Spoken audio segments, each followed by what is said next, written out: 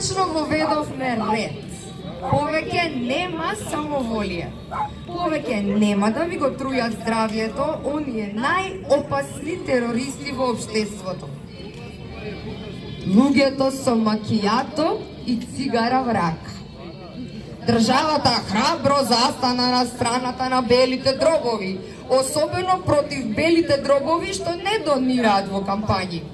Сега не смееш да пушиш ни внатре, ни надвор, ни на тераса, ни на две плочки од терасата, ни ако дува ветер на северо-исток со брзина од 300,2 метри во секунда.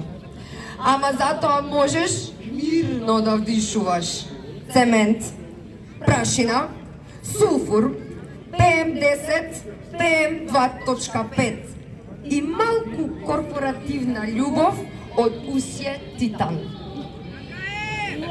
Оџакот, тој е културен, тој не пуши цигари, тој пуши народ, системски и со дозвола.